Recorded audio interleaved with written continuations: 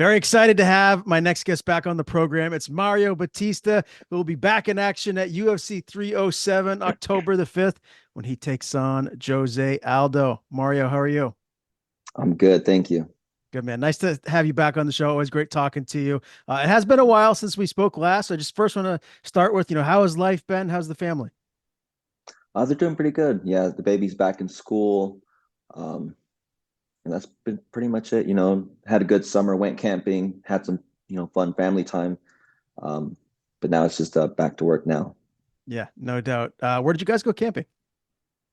We went to Williams, so it's kind of like near Flagstaff. I don't know if you're familiar with Arizona, but it's a nice spot. There's pine trees. There's a little lake up there, so it was pretty fun. Do you have to worry about like rattlesnakes and stuff when you go camping? Uh, Not up there, I don't think. I think it's like a little cold, but definitely if you go hiking around Phoenix, you definitely kind of watch out for some rattlesnakes and some Gila monsters and whatever else is out there, scorpions. Yeah, I mean, I've only been to Arizona once, and I loved it. But that's something that I was on the lookout for is snakes. Up where I'm from, it's bear and moose and stuff like that, so it's a little different. Did Obviously, you? I'm sorry. Go ahead. No, I was gonna say, did you know there's a jaguar in Arizona, in Really? southern Arizona, like somewhere around Tucson? There's a jaguar out there, so you even got to worry about a jaguar out here. So, Wow. Okay. Yeah, it's a different yeah. world. It's a different world, different climate than up here in the Northeast where I'm from. So yeah, Oh yeah. a lot of different things you got to look out for. Again, long time since you got the big win over Ricky Simone, and I have to imagine it's got to be kind of frustrating for you to wait this long. I mean, you're in the middle of your prime. I expect you want to be in there as and get as active as you can be. How difficult is that to want to fight and not be able to? It was pretty difficult, because I think I was pretty vocal about it. Afterwards I said I want like 3 fights this year. And then I even went like a step further and actually called out someone, Rob Font. So I thought that would give me some more traction, kind of put my name out there. But even then, it still took a while. Nothing was wrong with me. I wasn't injured, nothing. It was just a matter of like matchmaking and finding an opponent. So um, yeah, I was ready. I mean, it had to work out for the absolute best, getting Jose Aldo. I mean, I was looking back as to when he first won the UFC championship. It's all the way back in 2011. I mean, this guy has been at the top of the game for a really long time now. And he's kind of one of those guys where he's like your favorite fighter's favorite fighter, right? He's a legend of the sport. Was that the case for you when you were younger, maybe before you made it into the UFC and you're watching Jose Aldo? Did you kind of feel that way about him? Um, no, not about Jose Aldo, not about like the smaller guys. And that's maybe because I wasn't like exposed to it, early on. Later I found WC and all those. But when I was growing up, it was like, just the bigger guys like Tito Ortiz, like Vanderlei Silva, Rampage, like those guys, like I kind of, admired or, watched growing up. So it was never really the small guys. I mean, anyone that follows MMA and is a diehard knows exactly who you are. You're number 11 now in the division. And again, like with someone like Aldo, just being a legend, is it kind of surreal for you to be fighting him now? Or are you at the point now where you're expecting like all these big names, you want all the smoke, regardless of who it is right now? No, yeah, this is like everything I've always dreamt of, even like thinking back when I was younger, these are the type of fights that I've always wanted. So, in the times here now, and like, it's not the time to, get starstruck or, get too excited about it. Um, so I feel good. He's just another fighter just like me, and I deserve to be up here. We're ranked closely, so I'm not going to let that affect me. He is 37 years old now. He's clearly not the fighter that he was when he was a champion. What areas do you feel like he has slowed down in? I think he's still pretty good, like technically, if anything, which might have been an issue with him even like in his prime years, is like I would say like a cardio thing. If you guys set like a high pace on him, he tends to kind of break over time. And unfortunately, with age, I think that's kind of one of the harder spots to kind of keep up in. So yeah, I think that's where I can kind of exploit some things. And obviously longtime featherweight champion. Now he's fighting down at 135. Is there a big power difference that you've seen from where when he was at featherweight versus bantamweight? A little bit, yeah, because I remember at 45, especially pre-Connor, he was dropping guys with knees, hooks, everything, leg kicks. And then yeah, we haven't seen too much of that at 135. Got to ask you too about the loss to Conor McGregor, 13-second knockout. It's kind of crazy to think that that's one of the things that maybe Aldo is remembered for the most, considering everything that he's done in the sport. But it was such a viral thing, and I mean, it's basically springboarded McGregor to like the biggest star in all of combat sports. Do you think that that loss, or how much do you think that that loss affected him mentally? Uh, it could have affected him quite a bit. If you see Aldo, before fights and after fights, he's like a real emotional guy. I've heard stories of him like crying like before a fight, in the back, and people get emotional. So, and after a loss like that, 13 seconds, you're the champion of the world, and it happens just like that. You what landed a punch on the way down. I'm sure that could have an effect on you. It's got to make it even worse too, losing to someone that talks as much trash as Connor, though, right? Oh yeah, those you never want to lose those fights, and that's what happened. Yeah, it's a dangerous game that you guys play, no doubt. Tell me a little bit about camp at the lab right now. Who have you had to kind of give you those looks that Aldo's going to show you come October the 5th? Uh, so I've been sparring with Jack Eaglin. So he just moved from England over here, and I think he's going to be staying here. So he's a great striker. He's been helping me out. I know Marcus McGee is going to be helping me out. Moses Diaz is going to be helping me out. Um, just a bunch of guys at our gym. We have like a good selection of guys that we can work from. Have you had O'Malley around at all? Is he there? Has been there at all lately? No, I haven't seen O'Malley at the gym. I think it might have been a whole year now. I think he came once he won the belt. He came to the lab, and said hi and took pictures and everything. So that's the last time I seen him at the gym. What do you think we're going to see next weekend in that fight with Marab? I don't know. I think Marab might get a little desperate for the takedown. I think he's going to feel very uncomfortable standing up, and obviously Marab wants to take him down. That's his thing. But I just think he might get a little too desperate, and it could be something similar to that Aljamain Sterling fight. Mm. Yeah, I'm really intrigued about that. And obviously, with it being at the Sphere, have you ever been there before? No, every time I've gone to Vegas, me and my wife, we've tried to like get tickets to go there just to check it out. But no, I've heard good things about it though. It looks crazy. And I mean, Dana says like it's a one and done thing. Like they're not going to go back. Do you think that eventually they'd have to go back if it's a success? No, if it's a success and like they see the money that's coming from it, a guy like Dana White, I don't think he's gonna, pass that up again. I think he's gonna try to milk it for as much as he can. So Yeah, no doubt. I got to ask you too, Marcus McGee. You had mentioned him, one of your main training partners. He just seems like such a cool guy. Obviously, he's a great fighter. I saw you were on his podcast a while back. I mean, the guy's a great skater. He's a cook. What is it like having him around? What is your relationship like with Marcus McGee? man, he's awesome. Every time he comes in the room, he's just, has such good energy. I've never really seen him have like a bad day or be like in a down mood. So every time he comes up in the room, he says hi to everyone. You know, he just very charismatic, and I love having him in the room. Every time he comes in, he just kind of uplifts the energy in there. So it's awesome. Yeah, he could skate, cook, dance, rap. Um, he could do it all, I guess. Yeah, that's awesome. How good of a fighter do you think he is? Like, what's his ceiling? Obviously, you guys are in the same weight class. Right now, he's not ranked, but he's one of those guys that's kind of knocking on the door. How good can he be? He can be as good as you know wants to be, and he's putting in the work. He's very talented, but he's also one of the hardest workers in the room, and that's something rarely that you get. You get like a really talented person doesn't like to work too hard. A hard worker that's not so talented. So with him, uh, you know, he does that very well, and I kind of put him up there as probably the best striker at 135 in our gym. I would put him up there.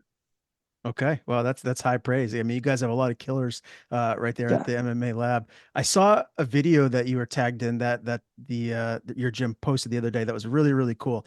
I'm a huge Michael Jordan fan. I'll go to the grave arguing with anybody that he's the GOAT. He's better than LeBron. And you guys recreated that old commercial of his the other day. Tell me a little bit about how that came about and just your thoughts on it. Uh, How it came about, I think that coach just wanted, talk to videographers. He had that vision. I had no clue, they do pictures every once in a while. And, they just asked me, hey, do this and for the camera. It was after practice and just did it. But I got sent the video and it was pretty awesome to see. I really liked that. And, coach had a good vision for it. It turned out great. I love how it ended with you too, with you being the last person. I thought that was perfect. Yeah. Yeah. Coach threw that in there. I think everyone had like certain spots in that video, and it's just the placement of it. Remind me, are you a basketball guy? Do you get into hoops at all? No, I don't follow basketball, but we did play some pickup games quite a bit when I was younger. Okay. Can you play? A little bit, the half court kind of, 3-on-3. Yeah, that just reminds me we used to do that all the time, every weekend, every time we had a chance. And I think we tried playing with my buddies just maybe like 3 years ago. It was not the same. We got to like 3 points and we were just like huffing and puffing. Yeah. So yeah, but no, I don't follow any basketball. Okay. Yeah, that was my sport growing up. I played a little bit in college. Absolutely love basketball. Who would you say is the best player or the best basketball player at the MMA lab? At the Lamb, mm, that's funny. I would pick Marcus if I had to, pick someone. Marcus or Randy Stanky at our coach. They're pretty good, so that'd be my pick. Okay. All right. I love it. Let's talk a little bit about the 135 division. Obviously, we already discussed O'Malley and Marab a little bit. If you had to give me an official prediction for that fight, though, like, do you think O'Malley catches him and finishes him, or is this a fight that really could maybe go the distance? Um, I don't know. It's hard to say. I picture um, a finish from O'Malley just because Marab's not going to stop. He's not going to be on the defense. He's going to be offensive the whole time. And the more he's offensive, I think it's just going to give O'Malley more of a chance at catching him. All right. And Kyler Phillips is taking on Rob Font, a guy that you had called out. How do you see that fight playing out stylistically? I think if Kyler takes it to the mat, I think he's pretty far ahead of Rob in that department. So I see probably a submission. Yeah. I mean, we saw what Sandhagen did to Font, right? So, I mean, that has to be the blueprint to go out and beat Rob Font. Yeah, and someone like Kyler who's been doing jujitsu since he was a kid, and knowing him personally, he's a great grappler. So I think it's going to be a problem for Rob. Yeah. Davison Figueiredo is now 3-0 in the division. He had that big win over Cheeto Vera. I had like a 7 leg parlay that if Cheeto would have won, I would have cashed out big time. But of course, Figgy broke it up for me. Were you surprised at him beating Cheeto Vera? Uh, no, not really. I think he's really good. He's really solid. And at 135, he just looks like he, has like more energy. So it didn't surprise me. And then also Cheeto, I think he came back a little too early. I was surprised to see him get back in there after that Sean O'Malley fight. Even though he didn't get knocked out, nothing like that. He just kind of took it for 5 rounds. So, I mean, this might be an obvious answer, but do you think Figueiredo is championship worthy if he gets another big win? Like, is he knocking on the doorstep of being a title contender? Definitely. He just beat Cheeto, who just fought for the title. So, granted, Cheeto lost and you get a win over him. But if you get another fight, you win that. I think you're definitely in the talks for title contention. Yeah. I gotta be honest, I'm surprised. I thought that it might be too big of a difference for him size wise coming up from 125. I thought some of those guys at the top of the weight class would just be maybe a little bit too big and too strong for him, but that's clearly it doesn't look like that's the case. Yeah. We'll have to see because who did he fight before Cheeto? Because I don't know if he's been getting any like heavy grapplers yet.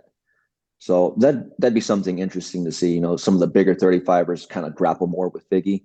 Then we kind of see if that weight difference is too much. Was it Font? Was it he beat Font before? That's who it was, yeah. Yeah, okay. So more striking heavy guys. Like I said before, I kind of put that weight kind of issue in there. I'd like to see him against either like Marab or Nurmagomedov. Yeah, that was another guy I wanted to ask you about, Umar, who goes out there and beats Corey Sandhagen. Do you feel like Umar can kind of give O'Malley a more of a difficult test than Marab can, or do you feel like Umar necessarily isn't as good or as elite as Marab is as far as grappling goes? Mm, I think Umar would probably do a little bit better just based on that Sandhagen fight. I thought there'd be a big difference between the striking, but Umar knows what he's doing. Probably not as good as Sandhagen, but enough to defend himself and get him into his own spots where he could, be more dominant. Another thing just about bantamweights in general, I wanted to ask you was the Bellator bantamweight division is pretty good. There's a lot of, high level fighters there, Patchy Mix, Mm-hmm. Leandro Higo, Rafael Stotts. How do you feel like some of those guys would do if they came over into the UFC? Is there one or two guys that you think could be a problem and could compete in the top 10 of the UFC? Yeah, the one I always look at who I think is really good is Patchy Mix. Long, lengthy guy. Um, knocked out Stotts, so he has some striking, and obviously a great grappler. So I think Patchy would do well in the division.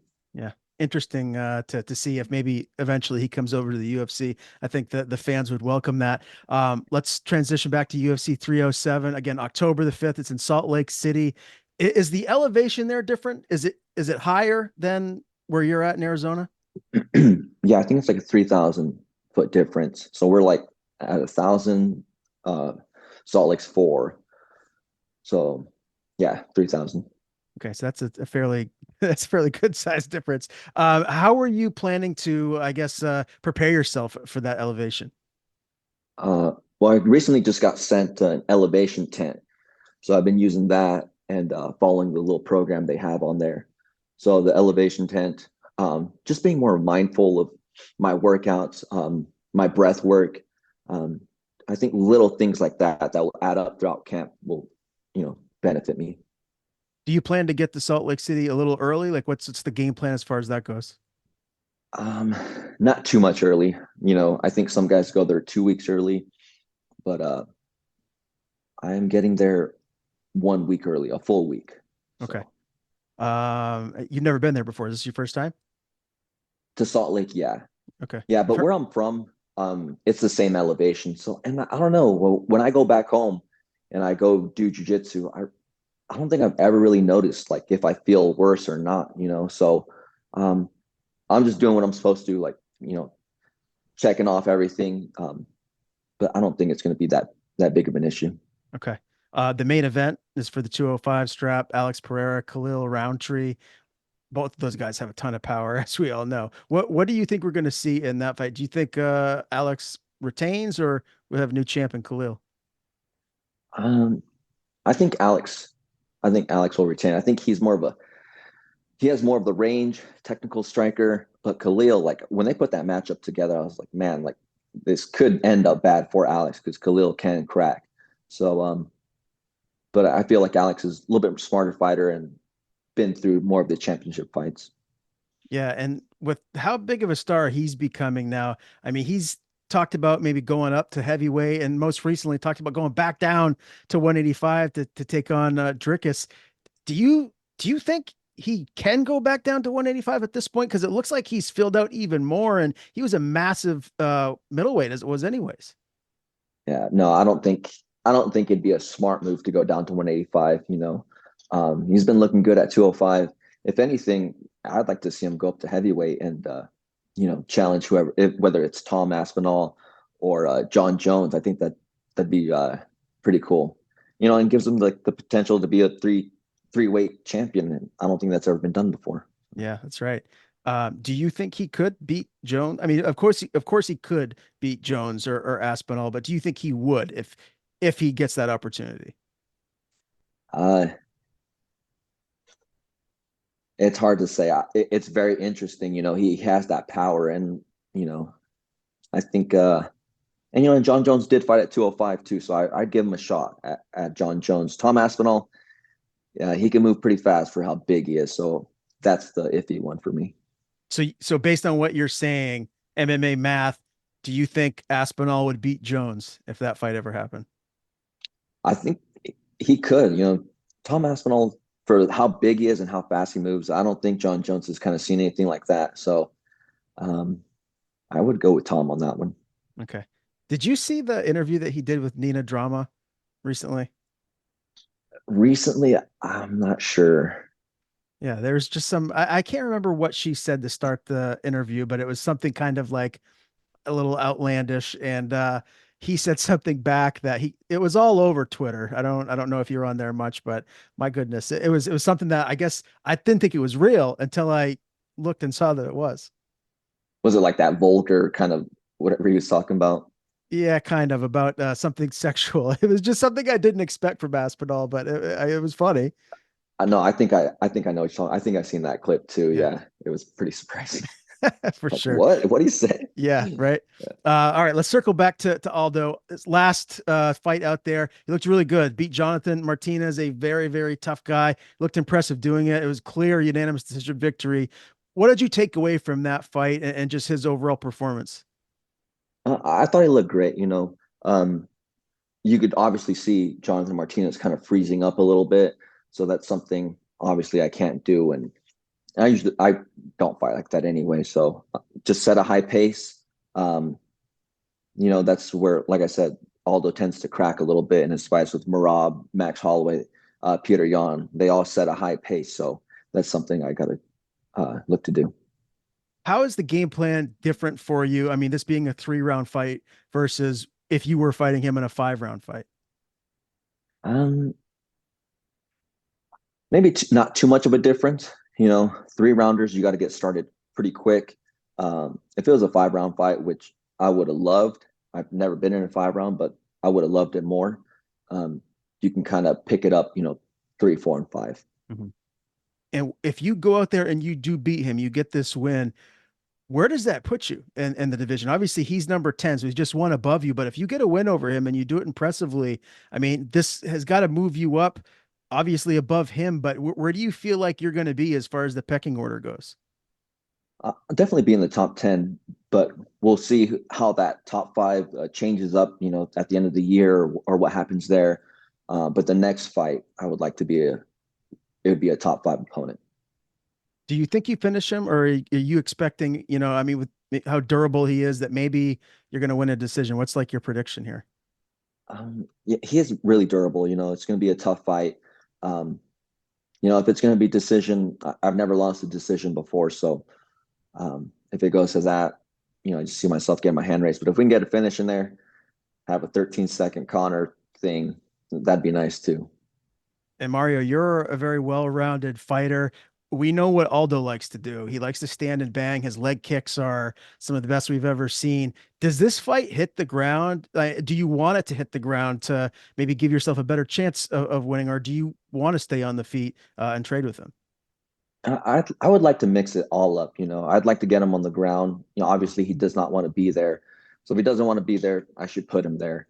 Kind of following like that direction, um, but backed by a high pace. You know, just outworking him. Do you feel like his game plan is to open up with a lot of leg kicks? Do you feel like that's something that he's going to try and implement to slow you down and maybe affect your movement? I'm definitely prepared for that. You don't want to be surprised if he starts doing that, but at the same time, it's not something he's really been doing lately, or he's done more in the past. Um, so I'm not sure, but I am prepared for that WC Aldo Uriah Faber kind of fight. All right. Can you give me an official prediction? Will you get the finish, or are you going to win a decision here? I think if I get a finish, it's probably going to be like submission, that or just win decision. All right. I'm excited for this one, man. When I first heard that you're taking on Jose Aldo, I was very, very happy for you. I can't imagine just how excited your team is. You go in, you get this win, you're right there in the mix, man. And I know that's what you've been wanting for a really long time. So again, October the 5th, UFC 307, Mario Bautista, Jose Aldo. One last thing before I get you out of here, but as long as you're healthy, there's a couple cards at the end of the year: UFC 309 in Vegas, and then UFC Tampa. The week after that, I believe. Would you fight again at the end of the year, or is that too soon? It all depends on how this fight goes. You know, if I come in or go in out clean, then we could look at that. But we'll see how I feel after the fight and see what makes sense. And if anything, we'll get started early next year. All right. Well, again, appreciate the time, Mario. Before we do sign off, I want to give you the floor. If there's anything you want to plug or anyone you want to thank, the floor is yours. I just want to thank my team, Radium Sports Agency, and also want to thank you, Ryan, for doing this interview.